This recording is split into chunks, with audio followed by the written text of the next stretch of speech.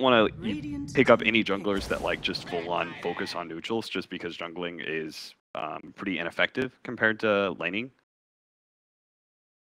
Is it not considered a discount Chen anymore? Functions very differently. I mean, as an offlane, as a core, it's a very different hero. Yeah, even but in if you would run it as a 4? It's a little bit different still, just because you're going to get a bit more active. You're less greedy. Like Chen, kind of often what we've seen is this greedier farming style where you go this Midas, you want to rush the Ags, and you hit this like 20, 25-minute timing where you've got Ags, some ancient creeps, and you just go push. Enchantress is much more about the first 10 to 15 minutes. And then teaming up with your offlaner. So whether you're a 4 or a 3, Enchantress is really all about pressuring that offlane most of the time. I think it's much preferred to run her offlane right now. I'm just surprised though that they're willing to pick up the Enchantress against this much burst damage, because Oracle is by far one of the best supports at being able to kill low HP heroes, right? Because he brings such a huge nuke. Yeah. That I don't know. You could do like 600 damage with the Oracle in just a half second, and Enchantress is incredibly susceptible to that.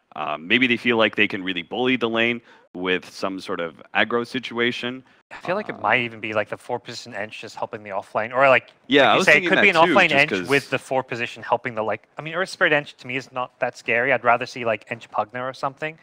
Ench go up there as a 4 with some creeps and help out the Pugna and really pressure the lane. Like roaming Ench is very good against the Oracle. You get a 2 creeps, you go to the lane, you can dive an Oracle very easily, or whatever lane that might be. So there is a lot of capability to really pressure the lanes with a 4-position. Faceless Void versus the Batrider potentially as a safe lane versus off lane matchup. It's okay for the Void because you do have time dilation, but you can really be pressured heavily in the first minute or two when Batrider's just spamming out sticky napalm, and time dilation has a very long cooldown, and so does your time walk. So they'll really have to shore up their safe lane if they are going to be running safe lane Faceless Void. Yeah, I just can't get my head around this Enchantress. Like, I really don't think it's great as a 4 position. I think Chen is so much more superior right now, but I also don't think it works at an off lane against this draft. Well, they banned out Chen, so they couldn't have gone for that. So that might have changed things. That they still want to have something that works like a Chen somewhat. Yeah, the discount Chen kind of idea. The discount Chen idea. Sure. Although, as said, it's not ideal. Yep. But maybe this still could be an off lane. An offlane Enchantress, but there's now a Phantom Lancer, and do you really want to run a Phantom Lancer against, or rather run an Enchantress against a Phantom Lancer? Or is this PL go mid? PL is flexible here, but obviously Secret have an idea because they've got the final pick as well, so they probably already know where the PL's going. It's an okay matchup. Versus Pugna being able to doppelganger away or towards him when he uses the life drain is pretty nice. You can dodge Nether Blast as well. What Secret have in mind? It's definitely here that mid one played a ton of with the old Team Secret, and even going back to like his Fnatic days. Which do you think is more likely, if they're running Pugna mid or offlane? I want to say offlane just because they want to save Dendy's pick. Yeah, for last, I think so too. Team Secret. It could change based on what Secret pick here as well. You could even do like now Invoker is no longer a viable pickup because the Phantom Lancer's there, for example. Yeah.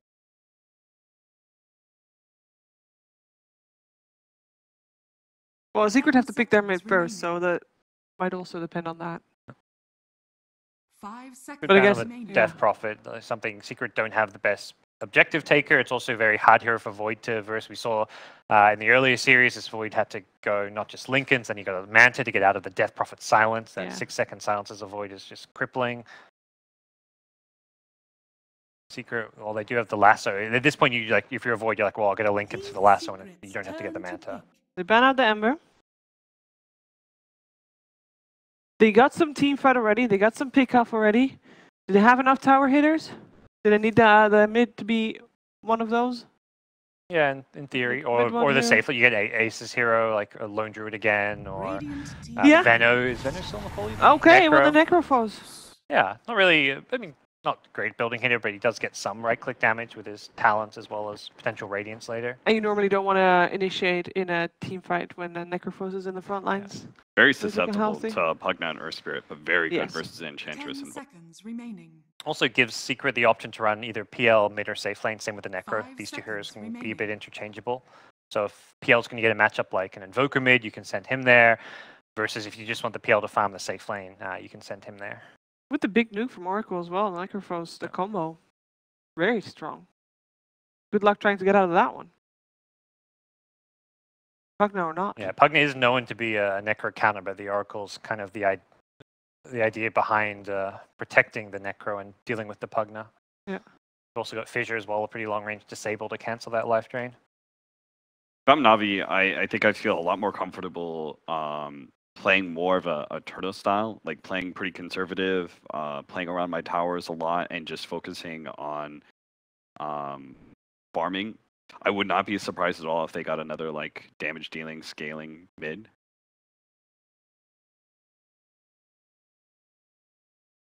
Well, they're taking their time here. The last 30 seconds. I don't know how well you can turn this lineup that NaVi has into a really aggressive lineup that takes advantage of the timing that Phantom Lancer and Necrophos are going to be a little bit weak. Choose your hero. Lina. That's a good pick here, I feel. Want to have that kill. I think NaVi, I agree with the idea you want to kind of farm, but I think they also want to have some ability to get kills in lane. Like, I think they want to use the laning stage aggression to allow them to actually farm and play that more defensive style. And that's where you've got this 4-position edge, you're going to be roaming around. You don't want to pick a mid that's just going to sit there and want to farm. So you have some good kill potential there. Both supports for NaVi, very aggressive in the. Do you think it's enough to force out that third game? I'm more optimistic about NaVi's lineup this time around. Same. I still would back Secret because I don't think it's an outdraft by any means. I think NaVi have much better ways to win this game, whereas last game was like, well, they got a snowball from the lanes, get tons of kills, or they lost this game. It's a bit more flexible in how they can go about it, but I think it's still better. Yeah, I think it'll be pretty dependent, I think, on being able to shut down, because the Lina's a nice counterpick to the Necrophos, but they have to find a way to be able to shut down that Phantom Lancer. Okay. I'm kind of optimistic about NaVi, actually. Okay. So we got a little bit of a split here on the panel. It's time to figure out who is the one that is right, and if we are going to have maybe our first third game of the tournament. It is over to OD Pixel and Fogged for game 2. Thank you very much, Shiva. And indeed, this time round, NaVi with a lineup with a draft that we could kind of look at. It makes a bit more sense. They've got team fight. They've got team fight. They've got heroes that people play and stuff. Yeah.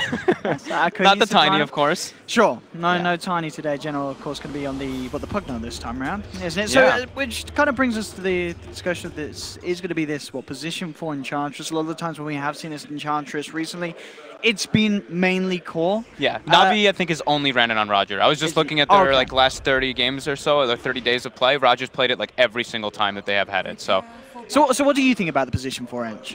He can, just like the panel was saying, his first 10 minutes are pretty much the most important thing. He has to make a ton of space for General. I still think, though, I think General's going to struggle. This Oracle, this Earthshaker, they can really bring down the Pugna quite heavily. And even though you're really fast, you're not really fast when you're rooted or you're just fissured out and blocked off, which can be a big problem. And we do see NaVi, 5-man smoke. They're looking to get a good start, a good lead coming off right off the bat. But what I've seen from the Enchantress from Roger is he starts in the enemy jungle and he just tries to pressure the safe lane and give General a ton of movement. Oh, YapzOr, he's look dead. At this. Yeah, they're going to have the high ground advantage here. This Shaker falling down low. No escape for him.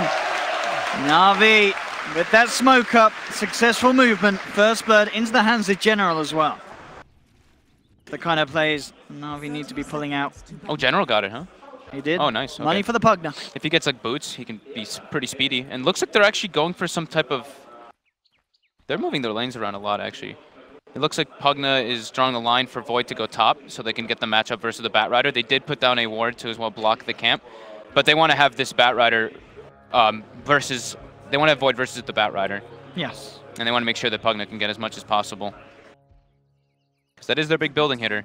So Oracle...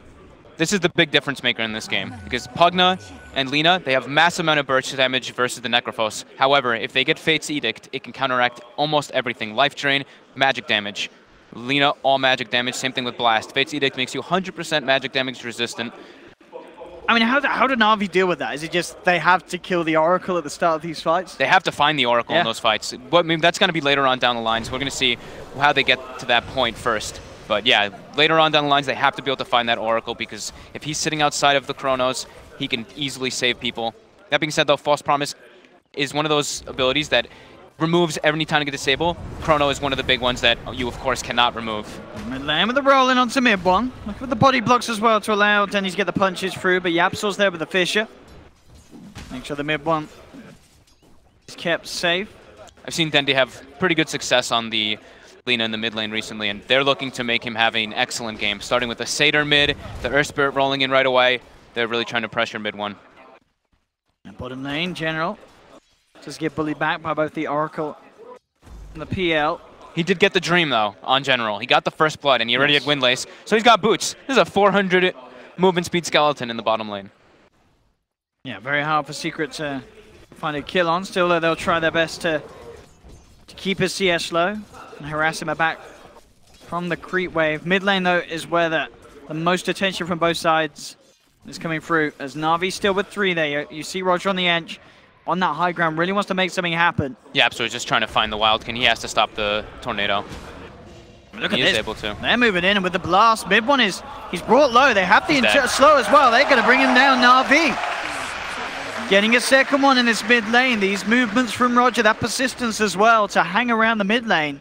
Paying off in these first couple of minutes as they can get some serious pressure as the tier 1. Look at all the creeps. It's triple range creep, double full creep wave. I mean, mid one has to be careful. Roger, he's just going to start beating him on the sidelines. He needs help. He does have YapzOr nearby. Mid one, though, still just level 2, no points in the Ghost Shroud. He really wants to make sure he gets this experience. It's too much to let down, so he can't go back to base just now. Trying to get those last hits, get that regen up, but he's getting surrounded. The minus armor kicking in from the Blightstone. He's in trouble. Seneko coming through. This mid Necro getting bullied right out of the game. The power of that Enchantress, and they're, like we said, they're focusing so much there because the other 2 lanes are fine. They're forcing reactions too. So Pugna now bottom lane, gonna get a lot versus the Phantom Lancer, also be able to pressure, and Void should be able to farm decently in the top lane. You know, they were talking about the interaction with time dilation and time walk versus Batrider early. Long cooldown, so the sticky is very obnoxious.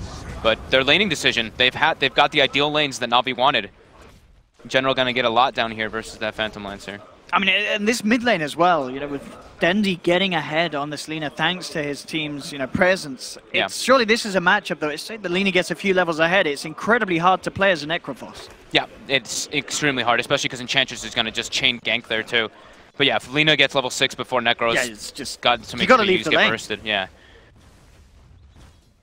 I'm not seeing any stacks coming out from the Secret, but they can't really. That's the power of the position where Roger is. So he's not playing at all in the defensive jungle. That's what I've seen in pretty much all of his Enchantress games that he's played in the past. He always plays in the enemy jungle and just puts pressure on that safe lane, on that off lane. And it's interesting, he's constantly prioritizing and picking up the Satellite Tormentors, so he has that nuke damage, which I guess is just so strong against the Necrophos. I think mid one's dead. Is he getting done in just by Lina here? Seneko again coming through. That's a 4th kill in the mid.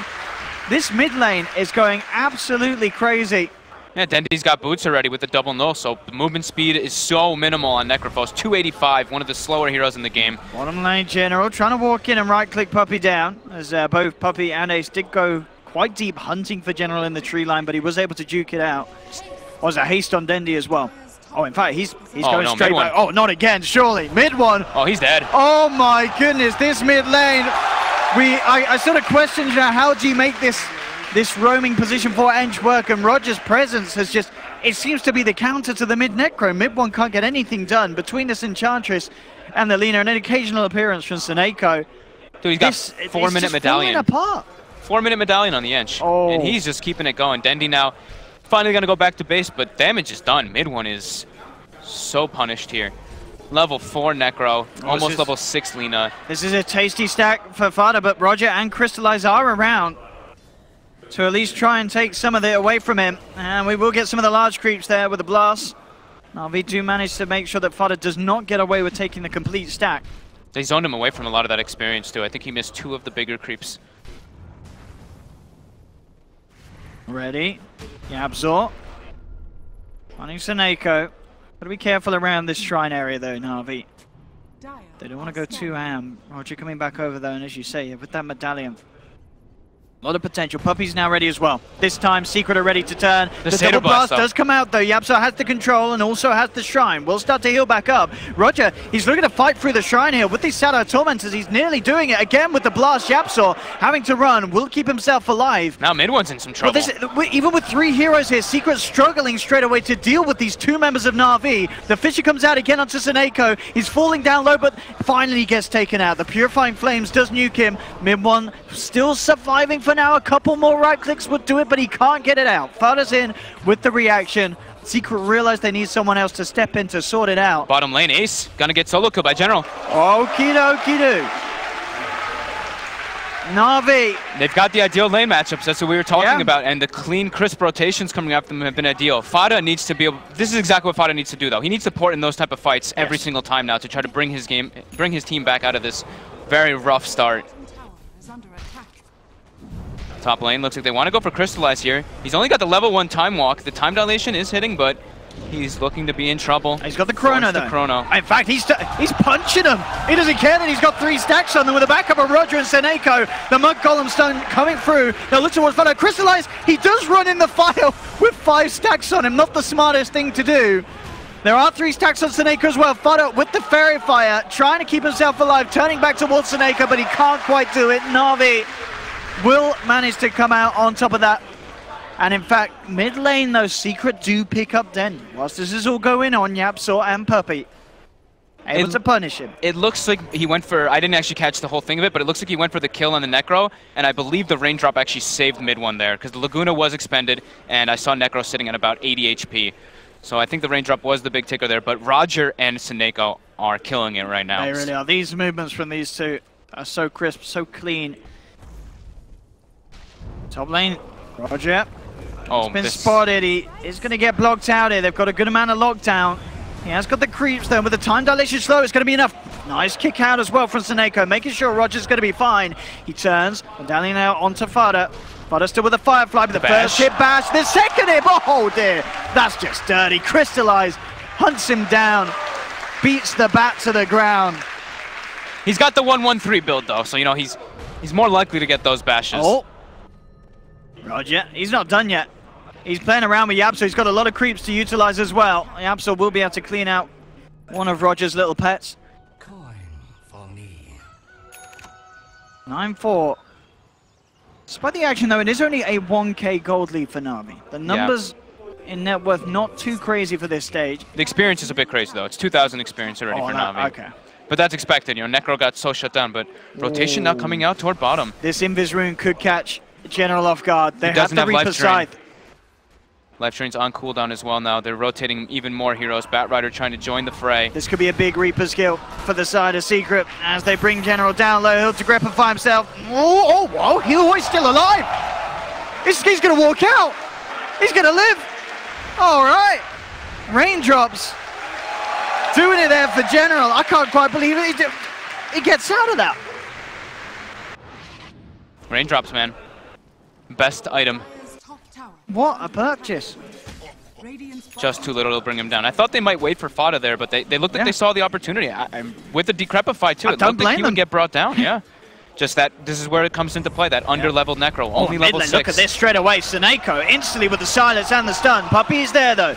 We'll have the protection out for mid one, but oh, he's not going to save him for the Lagunas. Coming in at the end of it all. Just as it wears off, Dendian with the burst. Denied.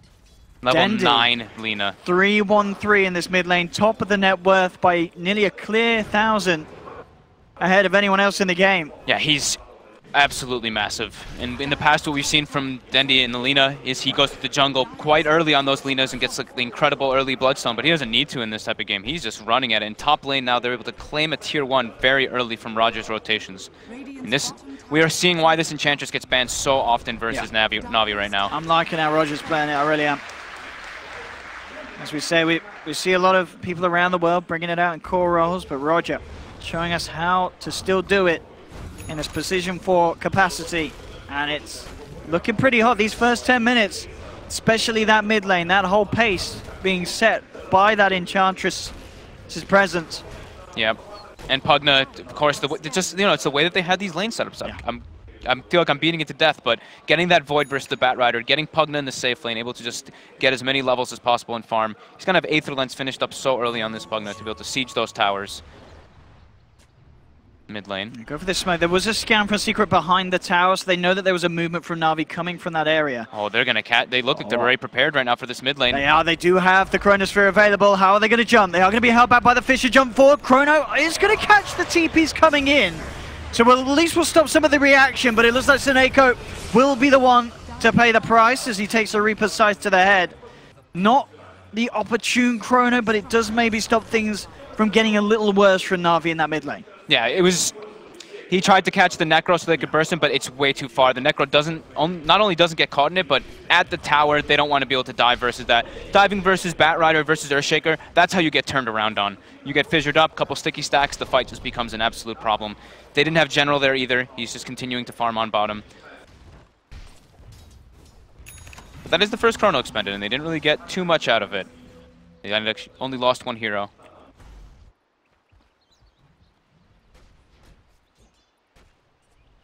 See where they can go next. Seneko.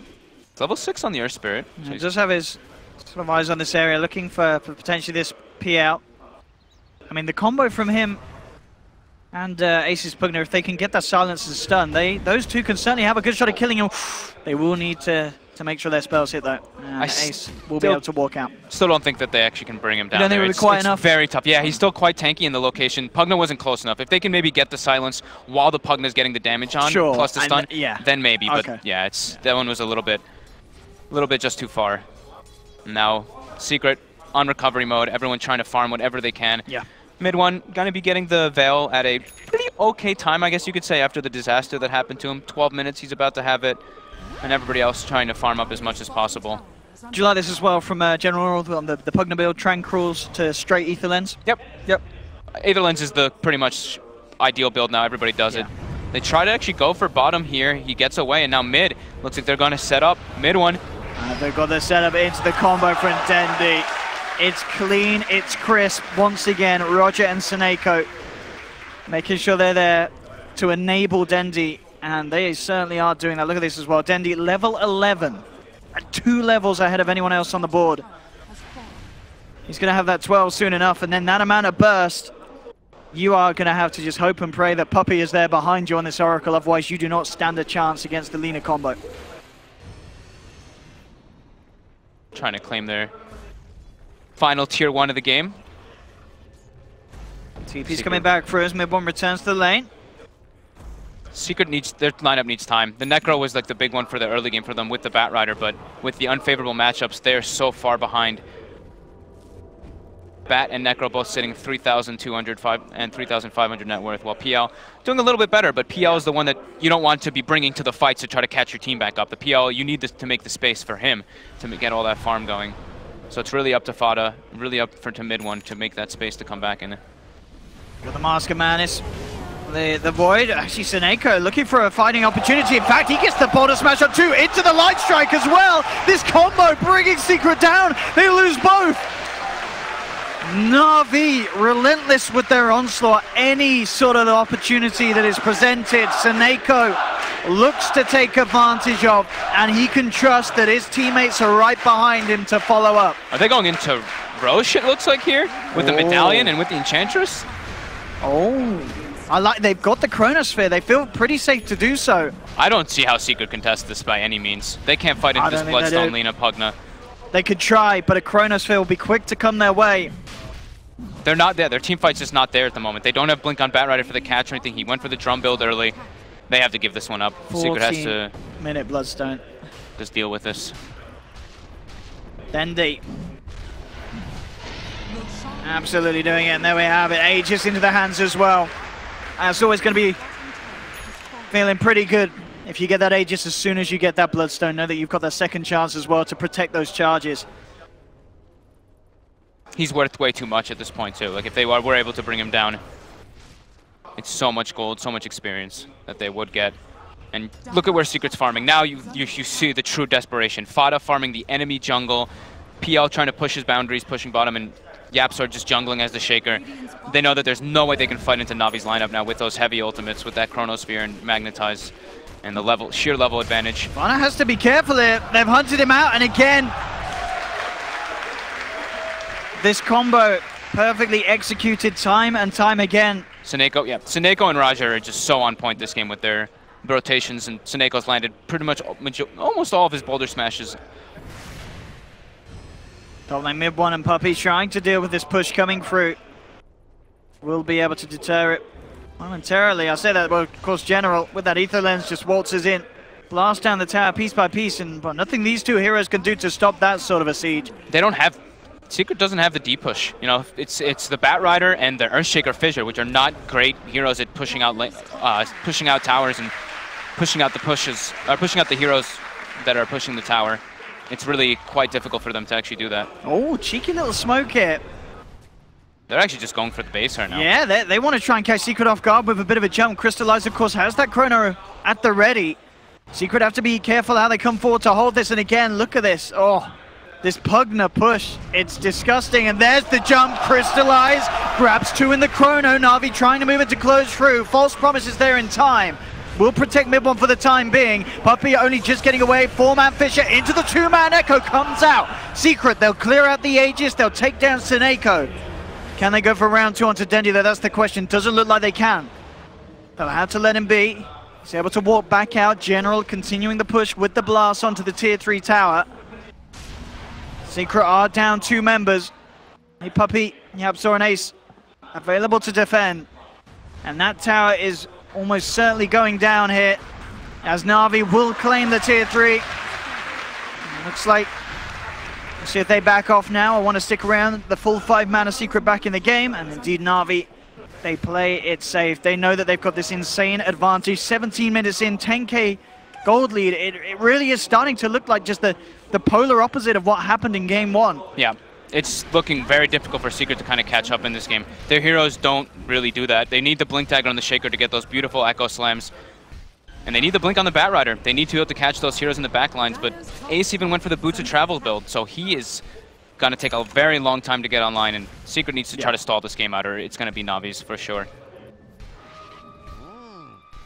Such a different performance here in this game too, and I think, you know, the panel, all of them did say, you know, the draft was the huge issue in game 1, and I think, you know, this game is sort of testament to that, showing us that, you know, Na'Vi, they can still pull out these incredible plays. Yeah. Against a team like Secret. A lot of people were saying, you know, game 1, it wasn't Na'Vi being bad, it was a Secret being incredibly good, and those people now sort of have to look at this game and say, well, if they were saying that this was Secret looking incredibly good in game 1, this has got to be Na'Vi looking incredibly gooder. Yeah. For lack of a better word. It's the big thing I feel like is the 2 supports this time. The last game they had Roger on the Coddle, who can't roam. This game, from what I've seen from Roger, even when he was on Empire, this guy is incredibly good at reading map movements and very good at understanding where he needs to be in the game. And we're seeing that from this Enchantress, from all the movements and from the decision making. Na'Vi staying grouped together. They know that the only way that they lose this game is if they give off pickoffs. So they just need to stay grouped up around the Pugna. Keep those team fights going. There's a blink on YapzOr now though for Secret, so that is one of the big factors that they have to account for. And again, unlike sort of game 1 where there was this sort of net worth for Secret, and it did very much feel like the game was over and Na'Vi had very little options, this time round, you can't really write Secret off yet. They have the Necrophos, they have these big team fight ultimates, the Echo Slams, they have the split push potential and the you know, ability to make space for Ace across the map as you can look to split with the boost travel. They still need so much time though. Oh, yeah. they do. Na'Vi are doing their best to make sure that they don't give Secret this time and chance. As they just group up and indeed push again, they'll even be able to take out that sneaky Tinker Ward at the side. And this tier 2 very shortly will fall as another tower claim. Na'Vi taking out the last shrine now next to. Yeah. So no outer shrines for Team Secret. And during this, also during that push top, they got not only a very deep ward, but they got a ward in the enemy jungle too. So they're just watching where Secret's playing. And now they're gonna go to push that last tier 2. They really want to take a fight. They have the Shadow Blade now finished on the Void too to get that positional advantage. Oh, that's lovely.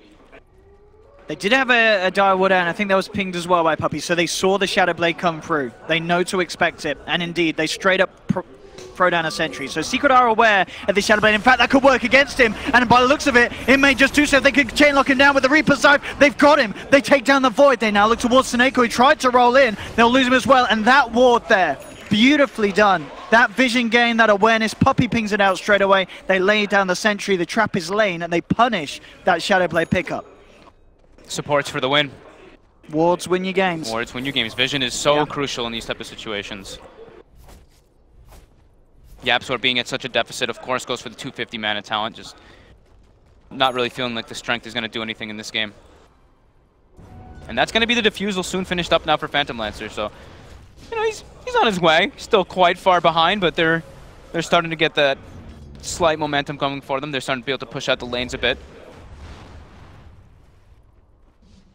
Mid one at least has an item, you know, he's got the Veil, he's got the Hood, he's a little bit more durable, but still.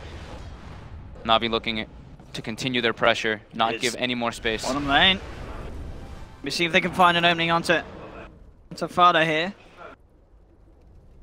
Quite hard to do so with that blink. They do have obviously the Yule's catch ready from Dendi. Level 16 on this Lina. They're setting up for him bottom. Lasso's up in 5. Dendi needs to be a bit careful. YapzOr's rotating in 2. The rest of his team have left him. He is all alone here, Dendi. And they've got the catch here. Yours has already been used to try and hold back the bat, but that's not going to save this Lina. Dendi dragged back. Is he going to get the chance to kill himself? He may just, there he will. He does manage to deny himself at the least. YapzOr really wanted to save the Echo Slam for the mid situation that's going on. So I do understand, yeah, you can understand the decision there. They're like, okay, Bloodstone's starting to tick down, it's good, but mid lane. Could be a nice Echo, yeah. Mid one. To hold out. Mid one.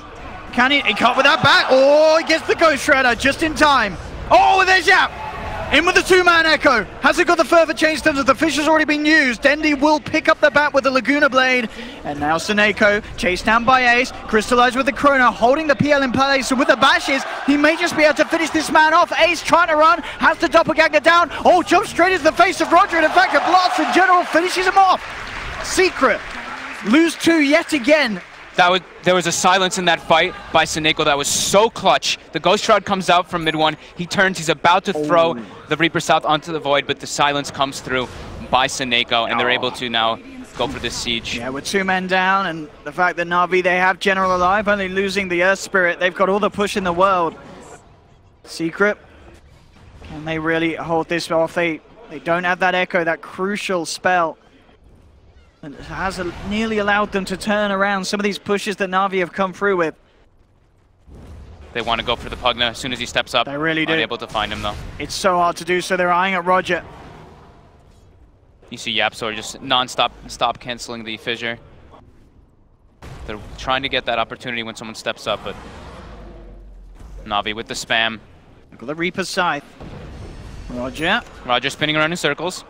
Hold a smash. I mean, yeah, NaVi's just sort of teasing with Secret just on the edge of the base. This is exactly what you need to do, though, as NaVi. You're making everybody on Secret be back at the base. Even though you're not killing the tower, you're putting pressure on it, you're forcing the heroes back.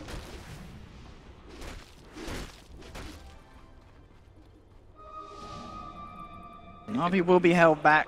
You can feel the desperation for Secret, too. Ace queues up a BKB on the PL. That's grim.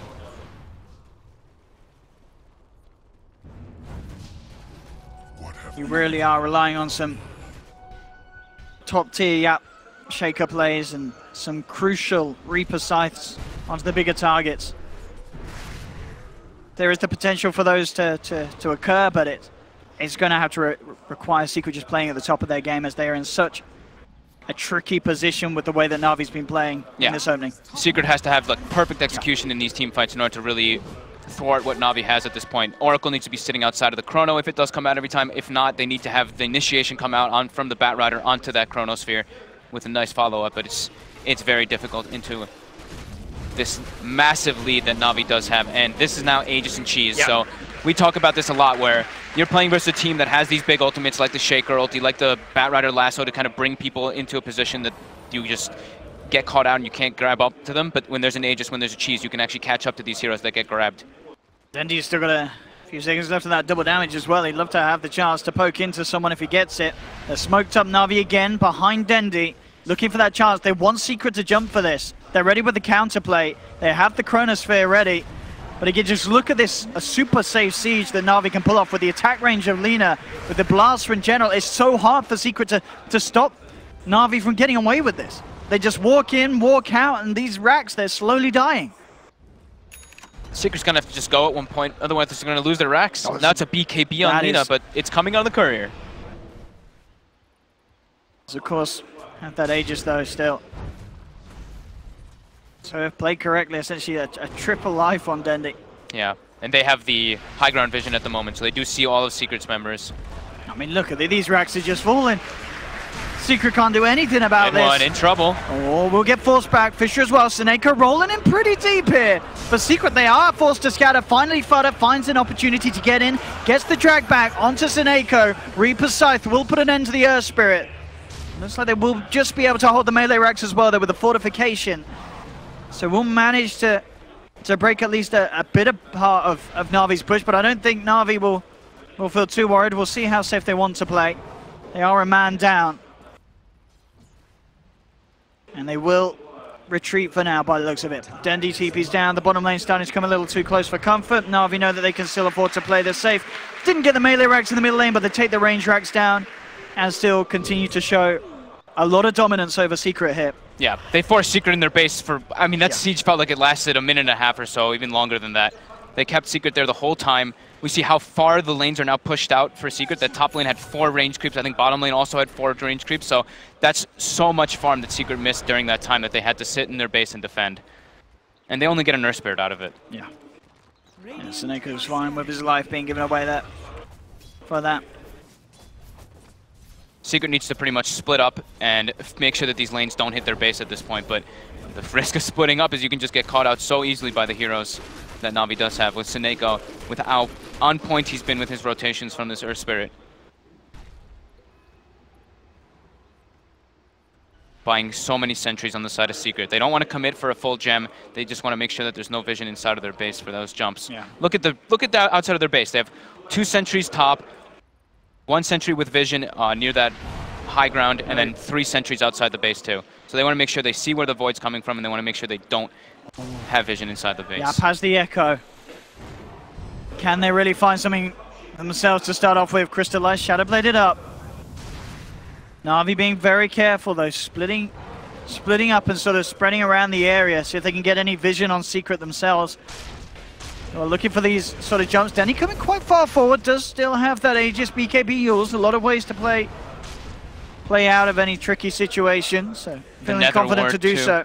Netherward's just scaring Secret so much as well. This is one more hit from the catapult, and oh, actually Brax is still alive with 8 HP. I mean, no, Denny's going to walk in and take it. He says, I'll have that one. He does get fissured. He gets the racks. Mid one forced away. Just in time. We'll live to see another day. Their lanes are in great position for Na'Vi. They can just go top. They can continue the siege. Just give no breathing room for Secret. I mean, you really do have to give credit to Na'Vi here. As much as game 1 was Secret just beating Na'Vi to the ground, this is Na'Vi absolutely destroying Secret here in game 2. Oh yeah. There is no doubt about this. This is looking to be just as impressive as the beatdown that they received in game 1 from Secret. Crystallize. Shadowblade again. Ready to look for the chrono. Rather Groot up it, looking for the bait. Oh, he gets 2. Ace will survive out the side of it. Puppey with a false promise to keep that man alive, allowing YapzOr to walk it off. Mid one as well with the Ghost Grab knock down. YapzOr comes back in with a slam. Not quite enough damage to finish off Na'Vi though. Crystallize jumps down. It's being focused by Ace. Crystallize in trouble. The smash though is there. Crystallize still falls. But they do kill off the majority of Secret. They've lost 4. They'll buy back on 1. But this is a buyback on FATA, and he himself is in trouble. He's trying to finish off Seneko. He won't get the kill. And Dendi is just diving the base, diving for Puppey. It's looking like, yeah, it's GG. There's no way. It is.